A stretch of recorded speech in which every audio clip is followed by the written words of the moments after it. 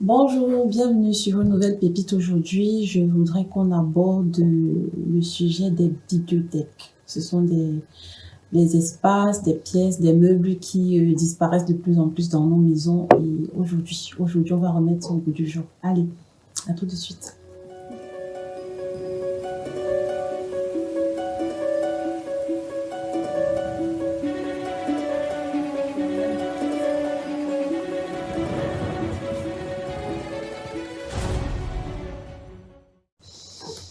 Ok, la bibliothèque. C'est quoi une bibliothèque? Bon, moi, j'ai deux définitions. D'habitude, on pense que c'est une pièce, voilà, qui rassemble tout un tas de livres, tout un tas de, voilà, le patrimoine de la maison en termes de bouquins. Euh, Ça peut aussi, c'est ça, mais ça peut aussi être juste un meuble, en fait. Un meuble comme celui-ci, par exemple, c'est un meuble bibliothèque et ça peut se disposer à divers endroits de la maison. C'est quoi l'intérêt? C'est quoi la pertinence d'avoir une bibliothèque à la maison?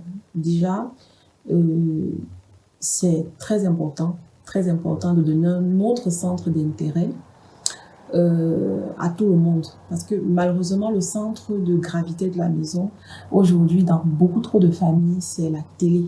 Voilà, on se regroupe au salon en réalité chaque soir, je dirais malheureusement, autour de la télé, sachant que la télé, c'est un hobby qui est en fait, qui est pas interactif en fait.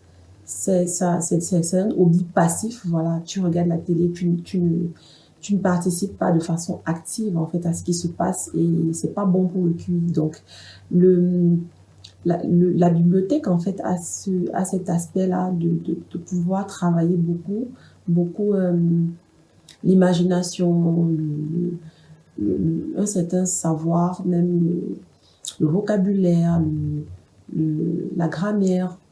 Les bibliothèques ont vraiment quelque chose de particulier que ça accroît considérablement, surtout lorsque c'est pour des enfants en bas âge qui grandissent avec cette habitude-là.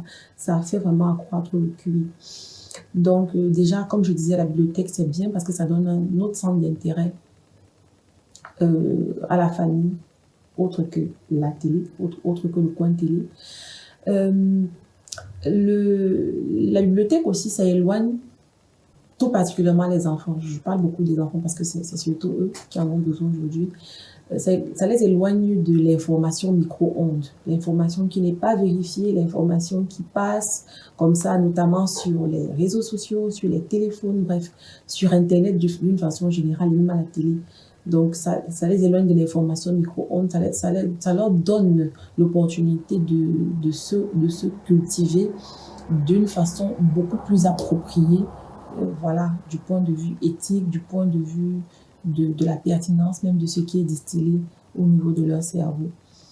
Euh, la bibliothèque aussi a cet aspect-là, ça peut servir de bureau à la maison. Vous pouvez créer une pièce dans votre maison qui est en fait l'espace qui vous sert de bureau où vous pouvez vous isoler. Donc, au-delà d'aller se cultiver, la bibliothèque, c'est aussi un petit espace de recul où on peut avoir la paix. Voilà. Je sais que c'est très important pour certaines personnes qui sont très actives d'avoir un coin de la maison où tu peux te cacher, t'isoler un peu pour faire des travaux divers, que ce soit sur son ordinateur et tout. Donc, la bibliothèque, c'est aussi ça, c'est bien, c'est un coin de la maison où on peut travailler en solo, tranquillement, sans être dérangé.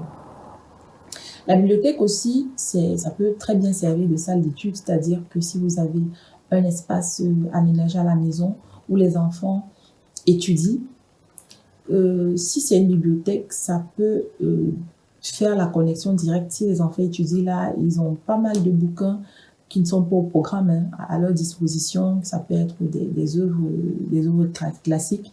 Ça peut être voilà, de la documentation diverse et variée qui n'a rien à voir avec leur programme classique à l'école.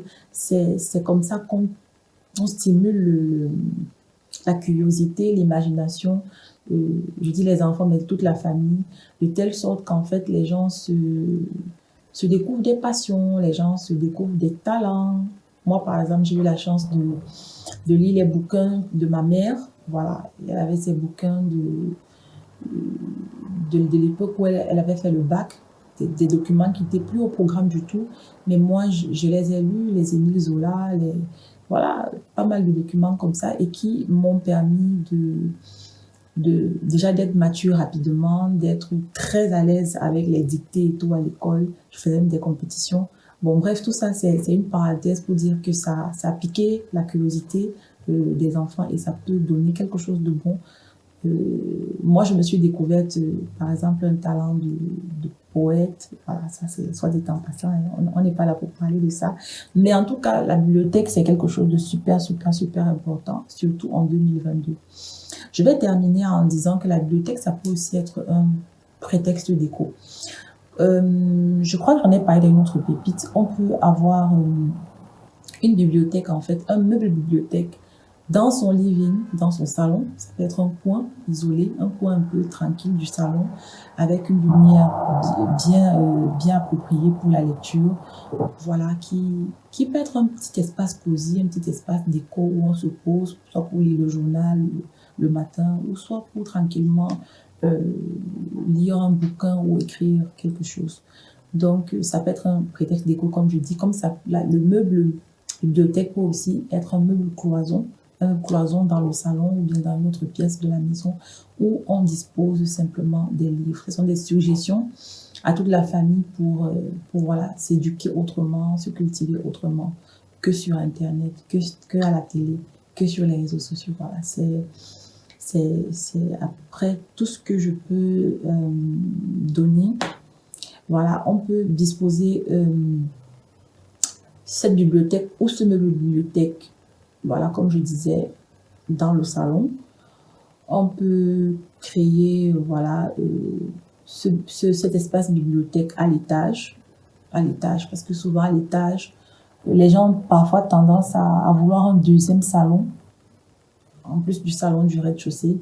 Mais à l'étage, on peut, au lieu d'avoir un deuxième salon, au lieu d'avoir un coin télé encore, on peut, voilà, à côté de la mezzanine ou bien tranquillement après à côté de l'espace escalier, disposer la bibliothèque, que ce soit un espace de passage, un espace de passage, un espace de transition entre la zone jour et la zone nuit qui sont les chambres.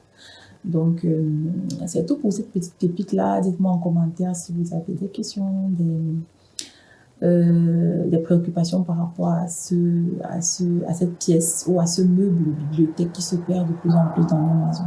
Allez.